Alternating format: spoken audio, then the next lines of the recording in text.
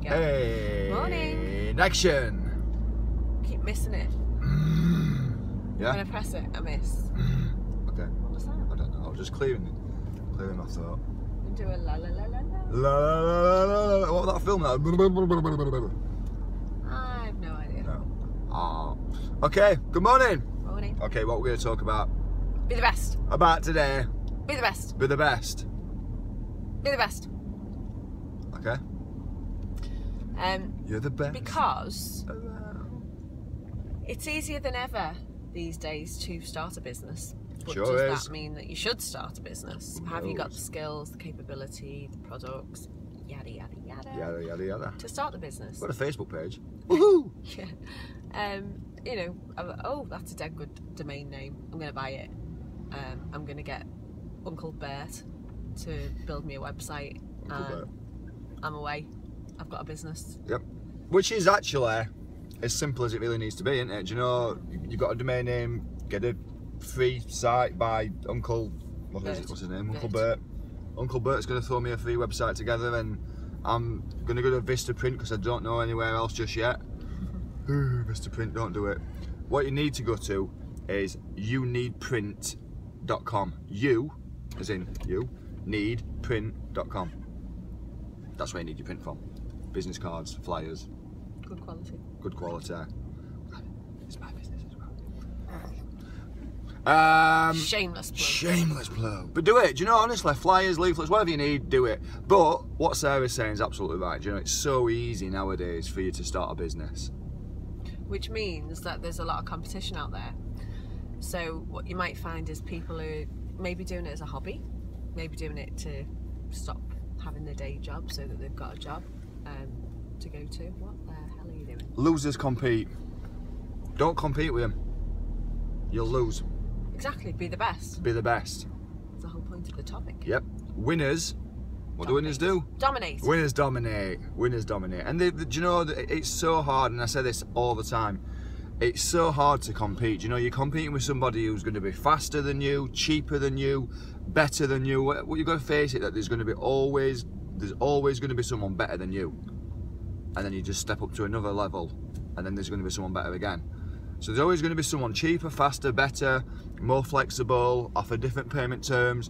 There's always going to be lots of variables, and if you're trying to compete on them variables, it's going to be hard. It's going to drive you mad. It's going to be hard. So you need to dominate, and the way you dominate is by being the best. Yes, thank you. Great link. The customer or your client experience is the first place to start. If you offer an amazing service to them, then they're going to come back. You know, if there's a couple of quid in it between you and this new joker on the block who's just arrived with Uncle Bert's website. I haven't even got an Uncle Bert. No, I don't think I have. I don't know where he's come from. Tweet me at Jon_Covey if you have got an Uncle Bert, or just put a comment on here. I want to know if there's anyone out there. There's got to be. There's got to be someone. Have you got, or do you know anybody who's got an Uncle Bert? I want to know. Hi to all the Uncle Berts. What's up? What's up, player? But yeah, do you know what? Gangster. Do you know, it is, like Sarah was saying there, it's about giving stuff, and I think again there's a lot of old terminologies here that are still getting used in business that people. Calling me old. No, not calling you old, but I'm saying that there's a lot of terminologies used in business that's old. Do you know what I mean? The old art. So like for one example, if you under promise and over deliver, you'll get a great customer experience. Why? Under promise and over deliver. What a crock of shit. Language. It's true. Do you know? Over promise and over deliver.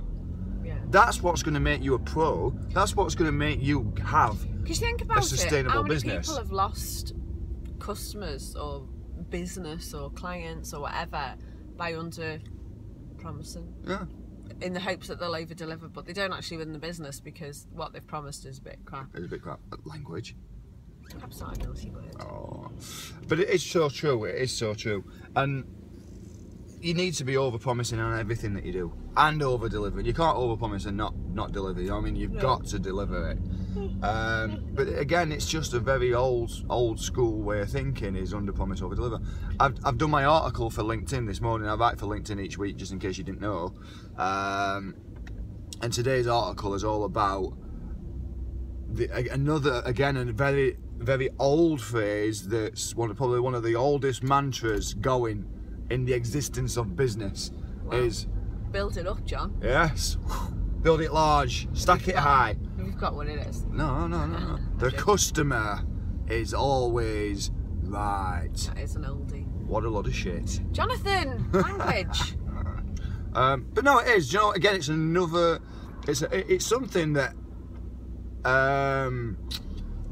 Henry Selfridge developed back in like 1900s to say we give great service. You know, the customer's always right. He coined it, and he's saying to people, listen, what it really means is that we will give you impeccable great service. Mm-hmm. The customer's always right. No, they're not.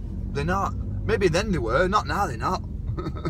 Have customers gone thicker now? No, but the problem is that there's that much information available to customers now. They think they're pros, so they come to you and they'll be like saying, right, I need, for example, I want a website doing. Uncle Bert not doing them anymore. Uncle Bert has done a great job, but I now need someone who's got experience in building fantastic websites. So she comes, or he comes, and they speak to you, and then they question everything you do. No, logo's too small. I need it bigger.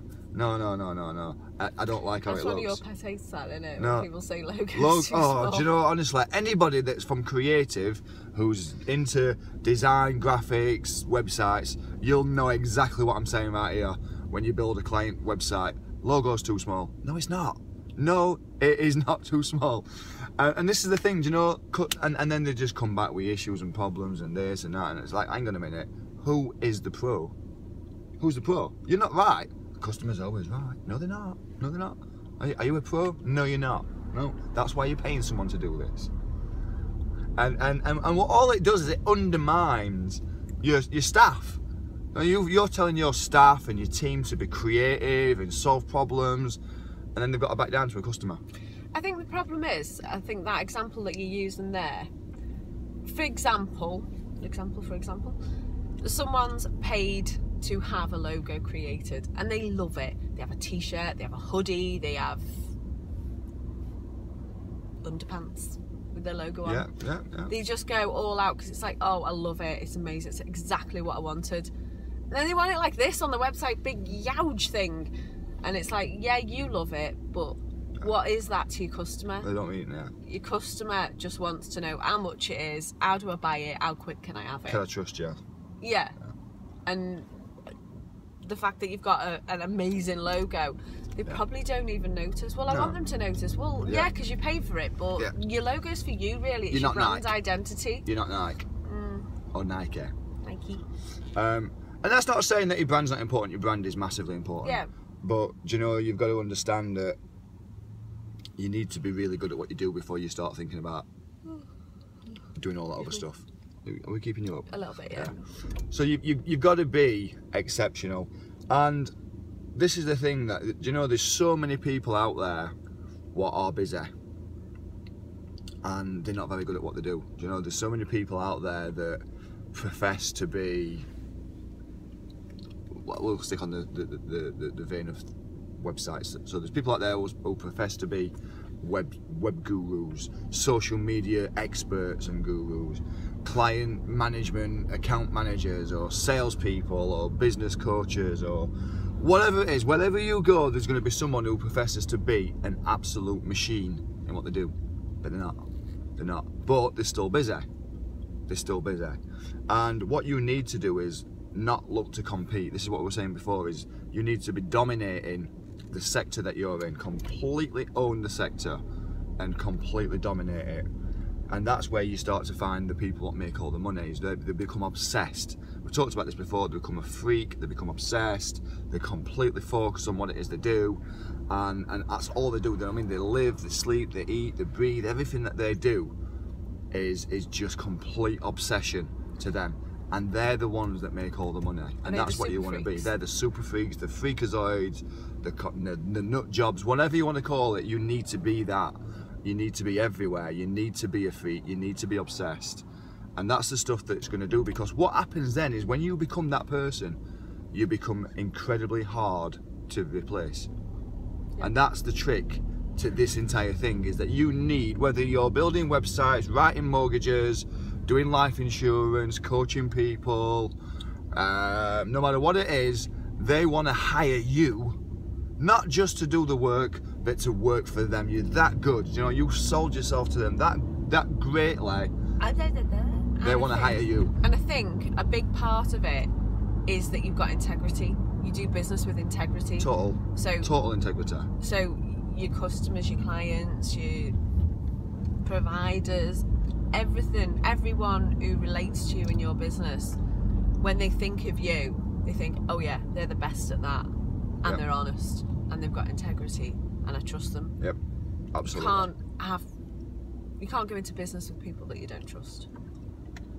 Not at all. Not at all. You need to trust them. So, final thought. Final thought. Be the best. Mash it up, and don't get Uncle Bear Don't get Uncle Bert to make your website. No. It's not very good.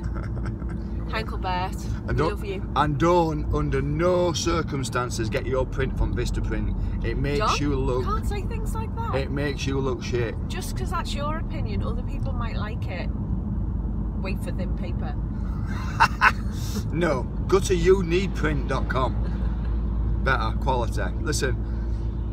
Do you remember that Monty Python? Was it Monty Python?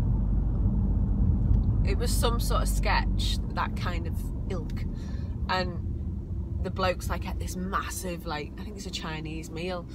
The bloke keeps bringing him like ribs and rice and chips and it's massive mountains of food, and then he's like, oh, I'm stuffed, can't eat any more. And he goes, a wafer thin mint, and the bloke blows up. It was funny. No. You have to watch it. No. Anyway, so we've rattled on there for 12.5 minutes. I've not even got my final thought in. So my final thought is really simple, is just aim to better yourself every single day. Do you know, find a way that you can get better every single day. Be the pro, you'll make all the money, and you become hard to replace. I want to sing that song, Be the Best. You're the best. What, Karate Kid, what a film. Good. Cool. Well, anyway, be the best today. Do it. Bye.